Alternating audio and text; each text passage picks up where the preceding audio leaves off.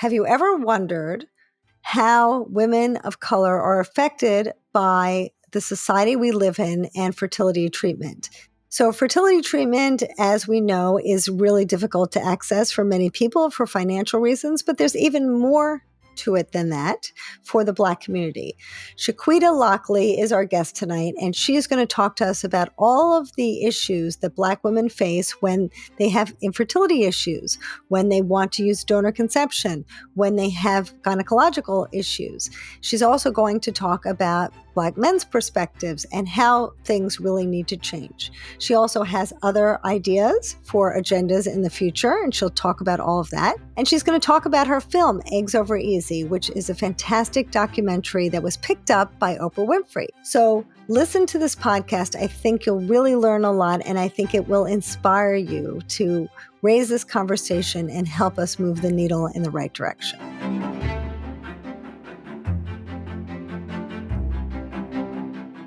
Welcome to Building Your Family.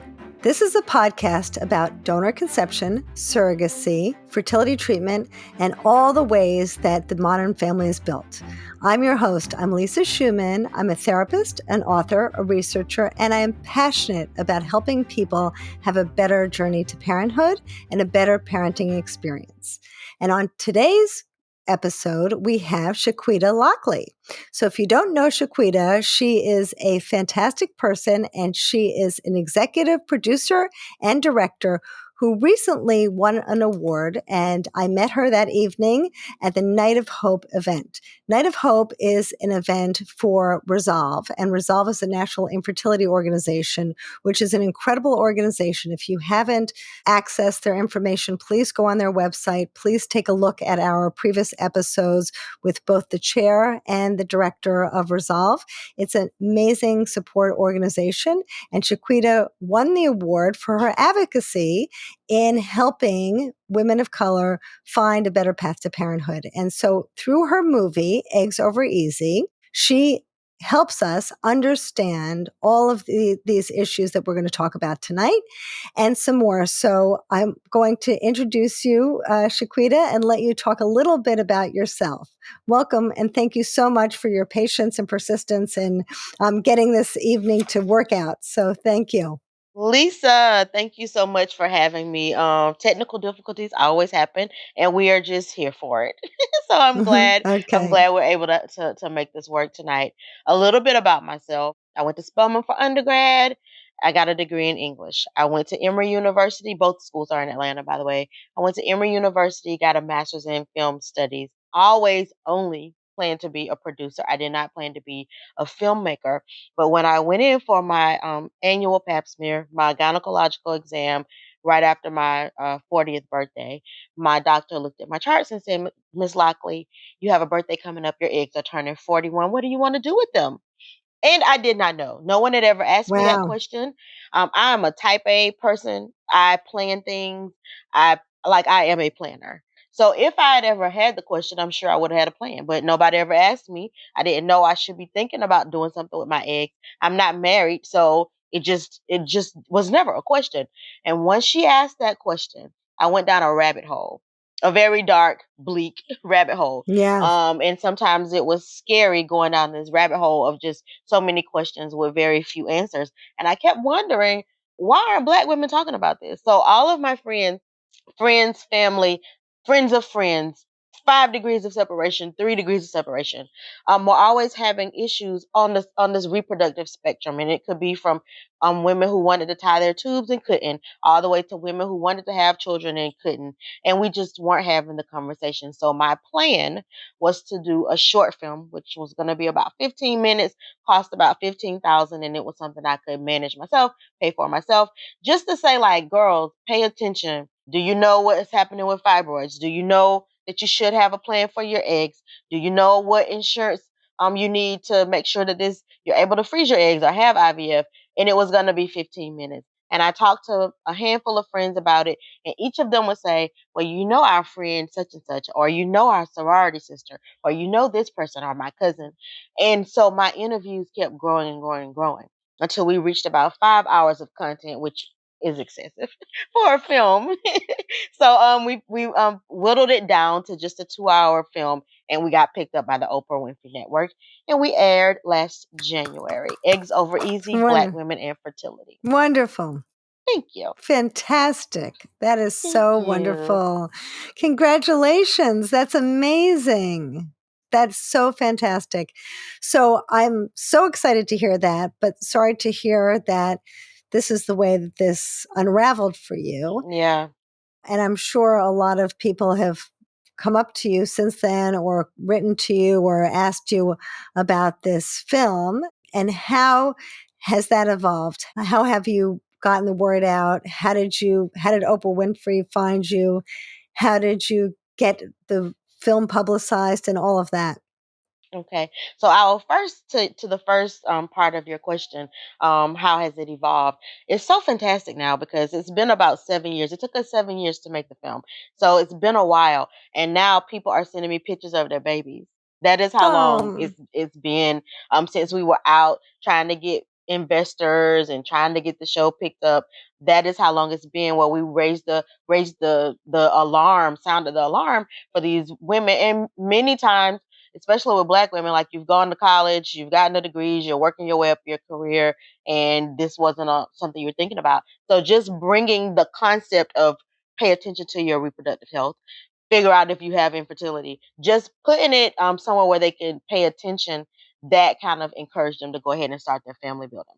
So I am getting baby pictures, toddler pictures. The baby that we have in the film, he's in the first grade now. So that is the evolution of this film. But to wow. your question of how we got started or how Oprah and her Oprah Winfrey's team picked us up. So during COVID, and as I mentioned, we'd been working on this film. Every studio at this point had told us no. Even the Oprah Winfrey Network. They told us no early on with one version of the film, and gave us some notes to tweak it. We took the notes and we tweaked it. So now it's COVID. And right before COVID, I live in Atlanta, so I was flying back and forth to LA. So one of my executive producers, my producing partner, Felicia Fant, she lives in LA. So I would fly back and forth to LA to have all these meetings with agencies and networks, just trying to get some traction to get someone to air the film. No, every time it was a no. So COVID hits, I can't fly to LA anymore. So we brainstormed, okay, how do we bring people to us? Because this message has to get out. Like we couldn't figure out a path, and now COVID hits and we're all locked inside. So we decided to use it to our advantage. Felicia, she's a publicist by trade, so she's brilliant in terms of how to publicize something and market it. We started doing Facebook brunches on the weekends. So we Hmm. wouldn't show them the film. We would have like small groups, like maybe a physician's group or maybe a lawyer's group, just different pockets of people we could gather. And we would let them screen it privately. And then we would all come to Facebook and have these conversations with the general public. And we were thinking we would maybe get like 100 people. I think our first week we saw maybe 1,500. Then we would see 2,500. Then we would see 3,000. Like this crowd of people on Saturdays, they would just gather for an egg brunch because eggs is cute. And they go with eggs are like eggs and brunch Mm-hmm. go together. So they would just gather for these brunches and then they would tell their friends and tell their friends. Well, one friend who was watching, a friend of a friend is watching this conversation that we're having with all these Black women on Facebook. And she sent a note to me by way of a friend to say, hey, can I send this to my old boss? She's at a network that I think would be interested. Well, I didn't know, like, who's the old boss? What's the network? I didn't even ask. I just said yes and sent it to her. I get an email from the Oprah Winfrey Network, like maybe 2 days later, from this wonderful woman named Robin Latiker. And she's like, we love it. Can I buy it? Let me send it up the chain of command and see if we can buy this. Can Wow. we acquire it? So by the time it made it to the team that was going to acquire this woman named Mary Beth, she's lovely as well. By the time it made it to her office, the president of the network, Tina, had already sent a note like, "Hey, this is coming through the pipelines. Take a look at it. I think it's something we should look into because our other executive producer, D'Angela Proctor, She's like a Hollywood producer. She's been doing it for years. So once she saw the film, she came on board and was like, "Is there anything I can do to help?" And she's also a Spelman alumna, which I'll talk to in a minute in terms of the network that we use to get the film made. But D'Angela's like, "What can I do to help?" And when we told her, she put in a call to the head of Oprah Winfrey Network, Tina, and Tina had already sent a note to her team, like, if this comes through, give it a second look, like, just make sure you're paying attention to it. So by the time Robin from our Facebook connection sent it up the ladder, it was met with the president's approval and they bought it. They licensed it immediately. Nothing in television happens immediately. So I don't want to say immediately for the layperson to think it was just like in 2 days. No, it still took months of paperwork, but they came on board, and by the end of that year, we had to deal with them, which was just wonderful. And then to speak to the network that it took to happen. So I mentioned that I'm an alumna of Spelman College. All of the producers are. So, and that we didn't all go to school together, but we all had something in common in wanting to get this messaging out to Black women. So D'Angela, she's Spelman, and I mentioned Felicia already. Our other executive producer is Keisha Knight Pulliam. So Yes. Keisha had also gone to Spelman a few years, well, several years after I was there. But we live in the city. We know the same people. We're in the same sorority. So when I called Keisha, I was asking her to narrate because at the Mm. time we needed narration, and people like they trust her voice because she was Rudy on the Cosby Show for so many years. My generation, Gen X, we grew up with Keisha Knight Pulliam as Rudy, and that's a voice that we all kind of gravitate towards. We feel safe there and we trust it. So it made sense for her to narrate this very difficult topic with women who would trust her voice and trust what she had to say. And the trick of what happened, I don't know if it's good or bad, but we used it. Keisha ends up needing to freeze her eggs to have IVF. And when that Wow. happens, so she's self taping, and we knew like, okay, we could probably use this because remember it's 7 years and we're still trying to sell the film, so wouldn't be too hard to add this storyline of her process. But COVID hit, and that meant that any procedure that wasn't considered like Necessary. a heart attack or Yeah. an essential procedure could not happen. IVF was not considered essential. So her No. process stopped in the middle of the process, like shots, all the Mm. things stopped. So we were able to record that. So not only was she the narrator, she ends up being a part of the film because this was happening to her in real time. Wow. Yeah. Wow. Oh my gosh. That's Hmm. amazing. What a roller coaster, What Shaquita. a roller coaster. Holy mackerel. So then Oprah acquires you, and I'm sure you were floating on cloud nine. You're so Yes. excited. And how fantastic is it that you have this enormous platform to kind of do Hmm. what you want to do, which is educate people. And Hmm. that's so wonderful. And then after that, what happened? Did she air it on her network right away, or how did it get to? We're on Oprah's Oprah Winfrey Network and Discovery Plus, but we're about to be somewhere fantastic at the Oh, top of the year. So this is breaking news for Lisa's show. Breaking news: thank you. we will be on Delta Airlines February, March, and April. So February Wow. is Black History Month, March is Women's History Month, and in April we have National Infertility Awareness Week, and we also have Black Women's Maternal Mortality Week. The both of those are in April. So February, March, and April for everyone who does not have OWN or Discovery Plus, or you've not had an opportunity to watch the film, we are bringing it to you internationally, all flights. Thank you so much. Well, I feel very privileged, Breaking Shaquita. news, Lisa. Thank you. That's great. Oh, Thank congratulations. you. That's fantastic. So tell me a little bit about like what your hopes and dreams are for things to change and what you would like to see happen. And, kind of you've done so much already to help people. And I'm Hmm. sure you hear that all the time on social media and everywhere. And it's amazing all you do. Do you have like certain things that are very personal to you, or things that you feel like are really sticking points that you feel are particularly difficult for Black women, where people just really need to kind of wake up and start moving forward? That there are things that still are not moving the needle. Lots of things. If you look at the omnibus package, it still hasn't been passed in Congress. Pieces of it has been passed, but not enough. So I think we always should keep our eye on like the legislation. But to me, that's at a macro level. It's big, and that's not necessarily something that I can do or a single person can do to move the needle forward. But there are things we can do, and these are the things that are close to my heart in terms of getting the messaging out. So, like in the Black community, there are lots of things we don't talk about. My mom and her sisters all had hysterectomies. So for myself, my cousins, my sister, we don't even know what menopause will look like. What is perimenopause? What is our fertility cycle? Like they'll many times people will say, you can look and see how your mother's fertility was, and yours may be similar to that. Or if she menopaused at 55, you may menopause at 55. If she menopaused or went through the process at 35, your window is probably shortened to have a child if you want one. So it becomes like an emergency if you're 30 and your mom menopause at 35, to have yourself tested because you may have your body may do something similar. So because we haven't been having those conversations, that has been on my heart heavy. And one of the things that I've seen as an outcome of our film coming out and a couple other films that came out right after ours, the conversation is bubbling a little bit more. So now when I'm Mm-hmm. talking to younger girls, they know what egg freezing means. My generation, we didn't even know what it like. What does that mean? When the doctor asked me, I didn't know the details of what that would mean.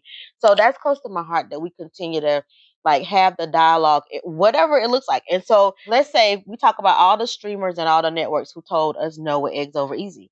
And I look up now where there was nothing out about Black women and fertility. We have 4 or 5 things now. I think there should be more of those. Always advocating. If anybody calls and says, "Can you do a podcast for me? Can you get on my vlog? Can you be in my movie?" Because we a few more documentaries are coming out. I always say yes because number one, there's room for everybody, and number two, which is probably number one, everyone needs to talk about this in order to get traction on it. So even Yeah. with the award from Resolve, here's why that was important, because that's where allies are. So I may not have access to certain rooms, but if you know the work that I'm doing and you're an ally, you're in that room, say Eggs Over Easy, or say the Cade Foundation, or say Broken Brown Girl. So there are plenty of people that you can like say in the room who aren't in the room with you. And that's what allyship looks like. So I was very, very pleased with Resolve for just saying our name in the room. And as part of my speech, I think I close with "Thank you for seeing me." That's not a cliche. That's the reality of they took the time to see the work that we are doing for this marginalized group of women. And even with being here with you now, you are sharing your platform with me. You gave me a seat at your table. You see the work that we're doing and you're making space to have this conversation. So we need more of that. Those are the things that like individual people can do. When I look on a bigger level, besides what's happening or not happening in Congress, I also look at the medical community. My doctor is competent. She is a Yale graduate. The reason that she asked me this at 41 and not at 25 is because it's not something that's taught to them in med school.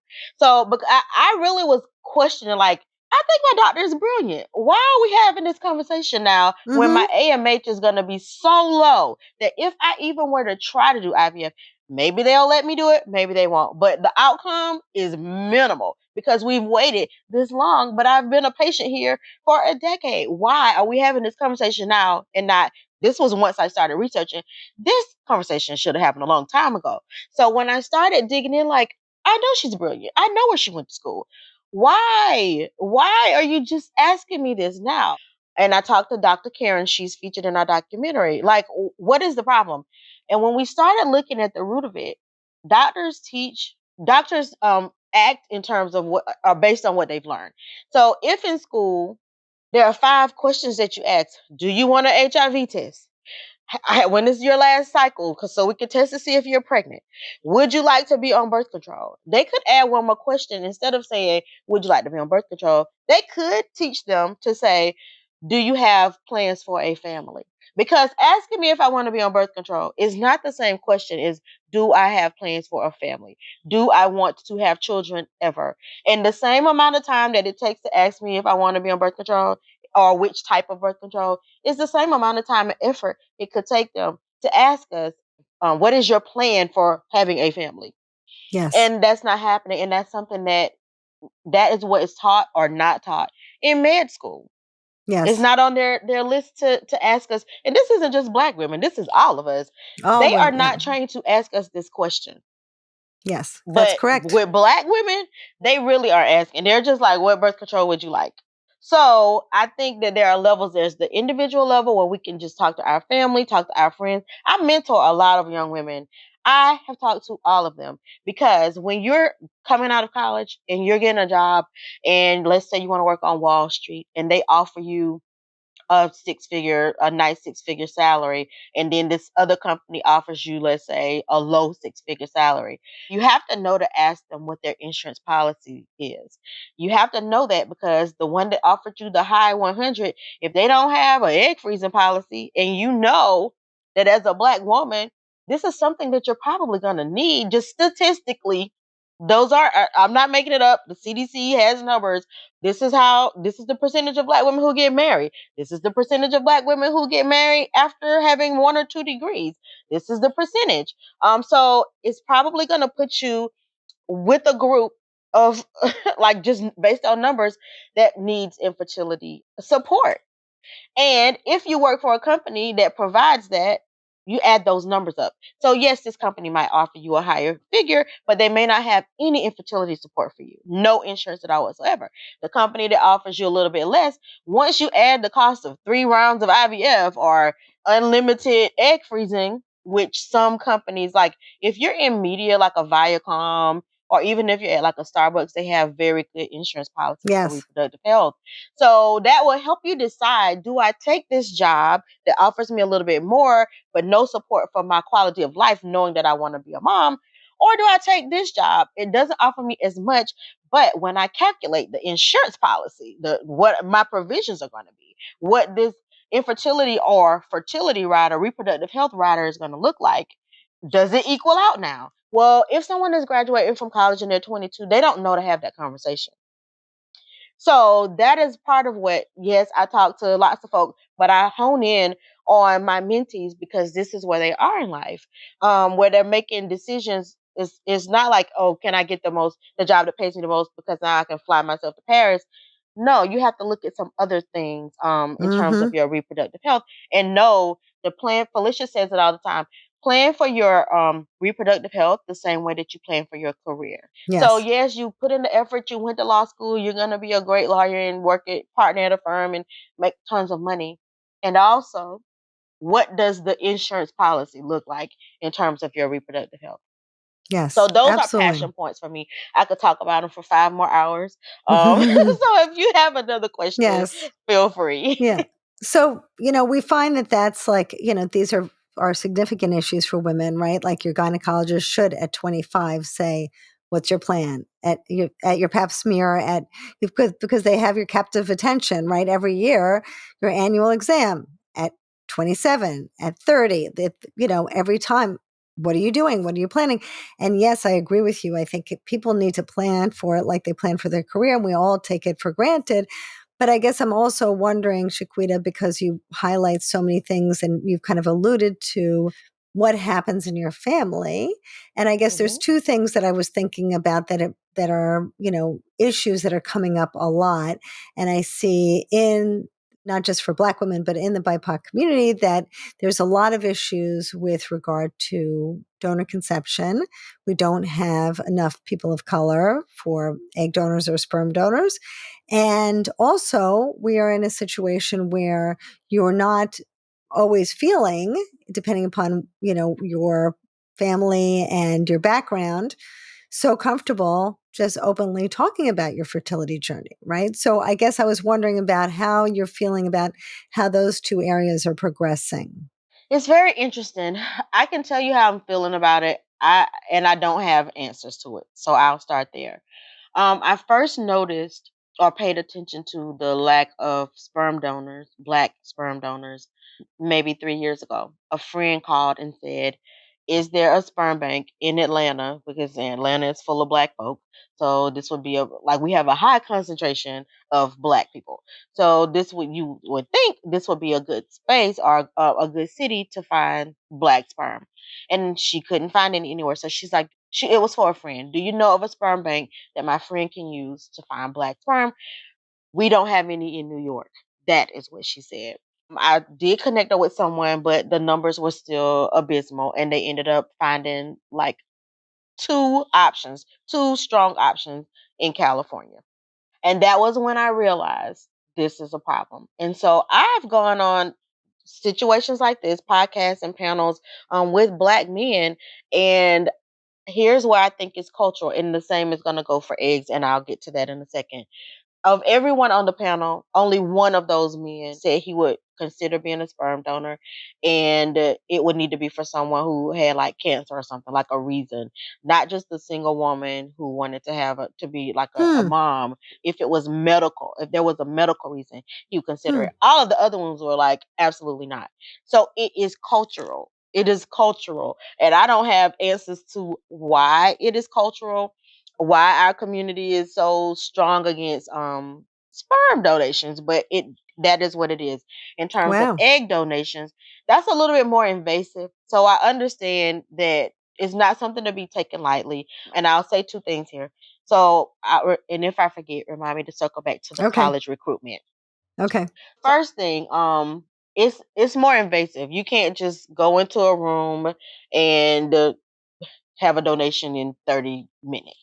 Yeah. It's gonna take shots. You have to take the shots to get your cycle so that they know when to retrieve the egg. It's a whole thing. It's a process. So many times, unless it's for like your sister who had ovarian cancer, we are not donating eggs. Hmm. Unless there's a medical reason, we are probably or like an emotional attachment to a reason. We aren't just donating eggs like that. And then the second thing, this is a new concept for us. We don't even know that you can donate eggs. So one of the women doctors who was in the film, Dr. Monica, we did a panel in Spelman, and she was explaining to the girls that where she was working at the time, if you did two retrievals, the third retrieval you could keep it, and they would freeze the eggs for you in case you ever needed them down the road in your own life. So the first two would be a part of the egg donation, and then the third cycle would be yours to keep. That was new information to me because I no one ever recruited from our school. No, I never saw anyone recruit from our school. And when I asked her, she listed the names of the schools where they do recruit, and HBCUs weren't even on the list. So if Hmm. you don't know, you can't do it. But how would they find out? How would black women, especially 25 to 30, 35, where would they find out about egg donation? With sperm donation, I knew of that in college because, for grad school, I went to Emory. Emory is a PWI. I knew about it because there would be flyers where you could like tear the phone number off the bottom, like these little vertical phone Yeah. numbers. Hmm. You could tear it Hmm. off the bottom and pay your tuition with sperm donation. So that was not a novel concept to me. But I never considered or thought that you could do that for eggs. And that was 25 plus years ago. And it still hasn't changed. I've never seen anything on the campus within the past decade at a HBCU that would say donate your eggs. So we have a low egg donation. The age where they like to have egg donors, that's college age. They're not recruiting at HBCUs. So no, you're not gonna have black eggs. Wow. There's nobody's asking for black eggs. And Wow. what's even more interesting, Eloise Drain, she owns the first Hmm. surrogacy agency in the state. She tried to be an egg donor, and the agency told her, "No, thank you. Black women don't need eggs." So she eventually becomes a surrogate, and she opens her own surrogacy agency in Georgia. But when she just wanted to be an egg donor, she was told that black women don't need eggs. No, thank you. So I think there are lots of things at play, a lot of reasons at play as to why we do not have more black egg donors and sperm donors, but particularly egg donors. And I don't have an answer for it. These are just observations that I've made over the course of this awakening that I've had in reproductive health. What do you think can be done about that, Chiquita? Because there is such a need. I mean, I see so many patients who say to me, "What do I do?" I mean, I don't Hmm. want to get a white egg donor or white sperm donor. That's like, doesn't make sense for my family. And Mm-hmm. then on top of that, we have the growing donor conception community who feels very strongly about openness. And the problem is it puts a lot of women of color in a pressure point because then it's hard enough for them to find a donor to begin with. Nonetheless, find a donor who's willing to be open, right? They don't have many choices. So what do you think we can do about that? So I think we have to destigmatize the topic of donation. With eggs, it's a little trickier because it is invasive. It is an invasive process. This Mm-hmm. is basically a simple surgery, but it's still a surgery. Like it's a procedure versus sperm donation. And I think there's just this stigma attached to being a sperm donor. So maybe more conversations about it. We don't talk about it, and when it is spoken about, it's not really in a positive light. I didn't do very much work on male infertility factor other than to say it exists and this is the percentage. I didn't do a lot there. I think if more men, black men, knew how many other black men, how many of their brothers are suffering from infertility, Yeah. then maybe they would be, because they would think that this isn't a white woman's problem. This isn't a Mm, black woman who doesn't want to marry a black man and she's chasing her career, so let the chips fall where they may. I see. Problem. It will become their brother's problem. And if it is their brother's problem, maybe they would care a little bit more about it and not just care, but be intentional with action. So maybe they Mm, would become sperm donors if they felt like they were a part of the conversation because this is happening to them and their brothers versus this being the white woman's problem or the black woman who chose not to get married because she chased her career. That was feedback that I got from these all male panels, where I would be the only woman there. That was the feedback. They don't feel like this is an issue for them. This is not their problem. hmm. And there was also the thought of erasure, which I found interesting and surprising. That for black women, we kind of, when we choose to be moms, single mom by choice, we are erasing black men, and they don't want to be erased. That was said. So I mean, it gave me Interesting. pause because I don't have a solution for it, but this is something that they are talking about. So I really feel like if it became their problem as well, in the sense of they feel connected to the issue, then maybe there would be a different outcome. Because the one man who said, oh, if she had cancer or something or had to have chemo, of course I would help in that way. So it's not that they won't help. I just don't think the topic has been given to them in a way that they're included in the conversation. It's just, oh, we want your sperm. Oh, for what? And it's not the same conversation that we're having on this side of the aisle. So perhaps we could have a more robust conversation with black men so that they know, like, over 33% of you have male infertility factor. So you're helping your brothers as well as helping black women. So that could be a starting point, Hmm. but I don't have a concrete solution. No. That's interesting. And what do you think are other issues culturally where we haven't kind of been able to kind of bridge the gap that make fertility a big issue that's, not to be talked about or that's shrouded in secrecy or that is embarrassing in some way? Money. Money has been an issue. We live in a country where black women make, the last I checked, it was when I did the film, we were at, I think, 63 cents or 61 cents on the dollar of what a white man makes annually. I saw last year, I think it had dropped to like 59%, 59 cents. It moved maybe 1 or 2 pennies. I can't remember which direction. But we are not making 65 cents on the dollar. So when we look at a price that's already high, even for white women, even for Asian women. Like, the price of reproductive health care is expensive.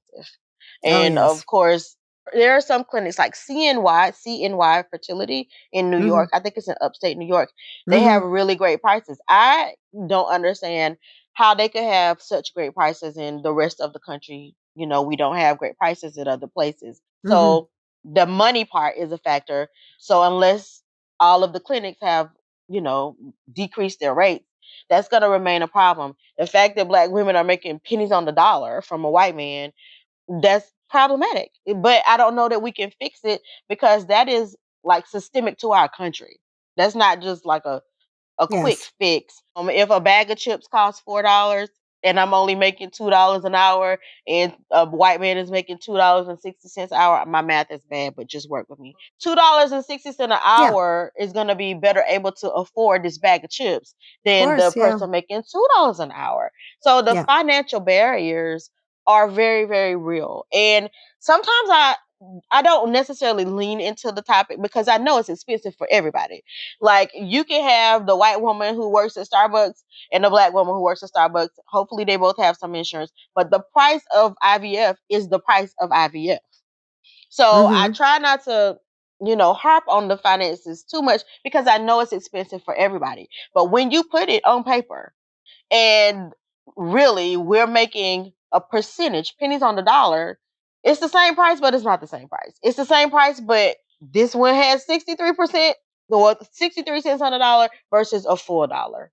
Mm-hmm. Mm-hmm. So those are financial barriers that woven into the fabric of our great nation, and this is where we are. Yeah. Are there other things culturally that make it feel shameful or difficult? Because even, when I see patients who are going through fertility treatment and let's say they're out of money, they've Mhm. exhausted everything they have, and now the only thing left for them is let's embryo donation, let's say, because it's much less expensive because you can use a donated embryo. You don't need an egg donor and a sperm donor. But I can count on, one hand the amount of Black families I've seen coming in. And so I keep thinking, where are they?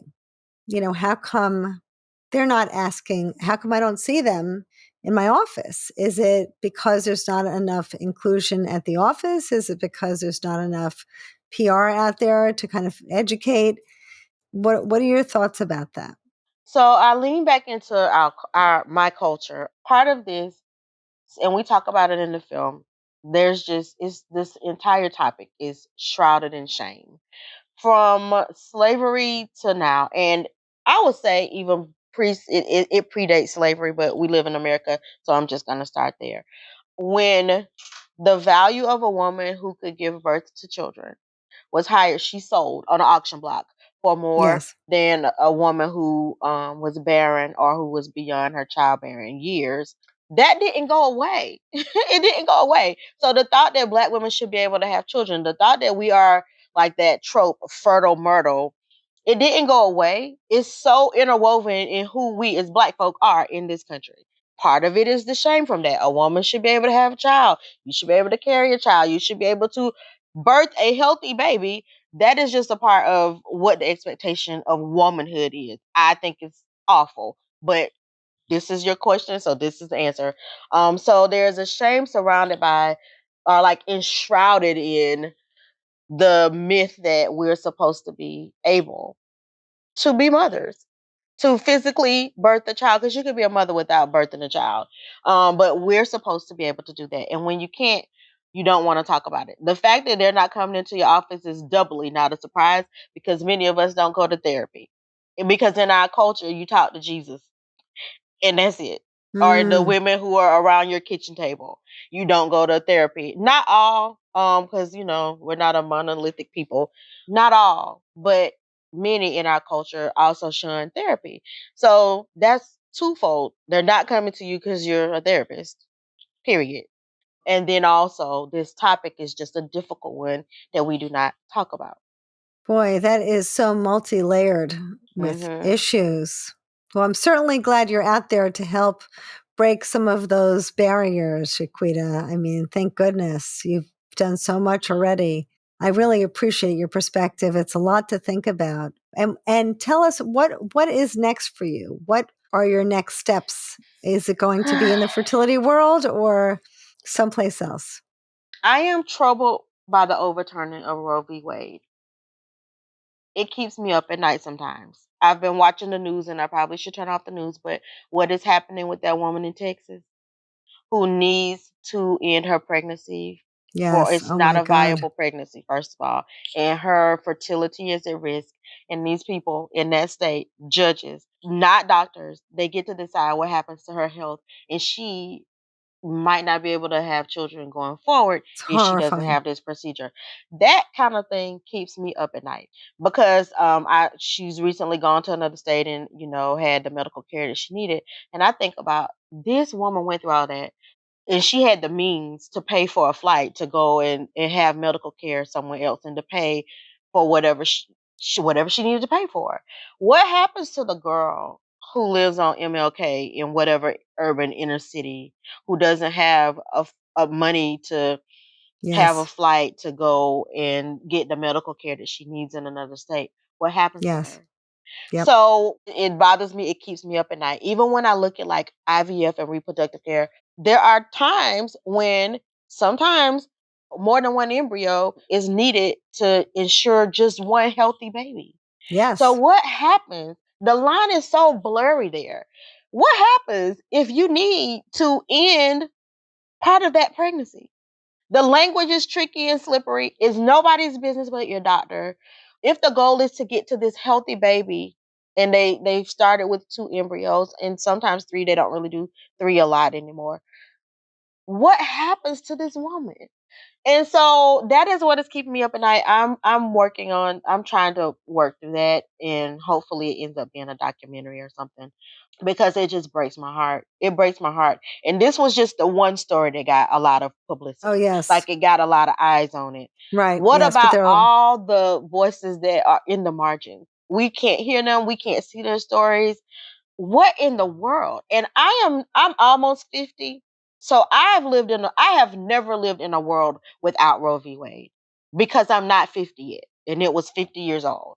yes. So I don't know this life. What I do know, and like growing up, my grandma's this little Pentecostal lady, and I won't talk your ear off, but this little tiny Pentecostal lady in the Bible Belt. We're from Georgia. And I asked her, like, what do we as Christians, as people of faith, what do we think about abortion and abortion rights? And she told me a story about her sister who was raped at the age of 14 and given an abortion with a hanger and turpentine because this was the time, that's the time they lived in, with the hanger and turpentine. And it ended the pregnancy, but once she became an adult, got married, she could never have kids. And my grandma said, And she's lucky she survived, right? yeah, she's lucky she survived. Really, a hanger and turpentine is how they Yeah. performed Yeah. abortions Yep. back in like the A 30s lot and of people 40s. died. Yeah. A lot of people died. So, she was blessed to even live. And once she got married, she could never have kids. And so when I was So asking sad. my grandma said, we don't have a heaven or hell to put anybody in. Every woman deserves medical care, the medical care that she needs. And this is from a little Bible Belt woman. So that is kind of how I've always had this. Mm. That is how the framework for me of abortion rights, reproductive justice, that is my framework. So when I look at the news, all I can think is every woman deserves the medical care that she needs. Every woman deserves the medical care that she needs, whether it's IVF and them, having to choose which embryo is viable, whether it's the woman whose pregnancy is not viable and she needs to end it, whether it's the woman who is making a choice that she needs to make. She and her doctor decided they need to make. To get off my soapbox quickly, that is where my head is right now. Chiquita, that is Yes. beautiful. Thank That is beautiful. You warm my heart. you. That's beautiful. Really beautiful. I'm so glad that you're fighting the good fight. And I'm with you 1,000%. All these Thank people you, who are out there Lisa. and all the doctors who are leaving their state because they're afraid to get arrested. Yeah. Yes. And what's happening in this country is just terrifying. So I'm so glad that your heart and soul is still in it and you still have the energy to talk about it and talk about Yes. all these really important issues. So thank you so much for being out there and talking about it. And I hope that we continue to stay in touch and have more of these important Absolutely. conversations because this is so great. Well, thank you so much. And I know we're going to wind down now, but for all of you out there, I hope you enjoyed this conversation. There's so much to unpack. I think Chiquita and I can talk for many hours about these subjects, of course, Yes. but these are all things we need to move the needle on. And if you can be in touch with Chiquita, I'm sure she would be very happy to have, any assistance in any of these areas, because, every ounce of effort and every voice on the internet matters. And her voice has reached enormous heights, as you can see, and we're so grateful for it. So thank you for coming tonight. And where can people find you? So if you're on Instagram, it's Eggs Over Easy Film. Facebook Okay. is Eggs Over Easy Film. Our website is Eggs Over Easy Film. Twitter, Okay. well, I think it's called X now. It's just Eggs Film. It was tricky with getting the name. So it's Uh-huh. Eggs Film if you are a person who is still over there on X. But we're mostly on Instagram and you can find us there. And Lisa, thank you for having me. Thank you for sharing your platform with us. My We have work to pleasure. do. We do have a lot of work to do, and we will have to be in touch about it. Yes. Thank you so much. And thank you everyone for coming tonight. And if you want to reach out to me, you can always find me on familybuilding.net and also on Instagram, Twitter, YouTube, and all of the platforms. I'd always love to hear from you as well. Thank you. And I'll see you next time. Hi, it's Lisa Schumann. I hope that you enjoyed that video and I hope it helped you.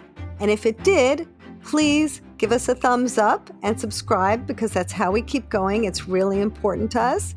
And if you liked it, you might like this one.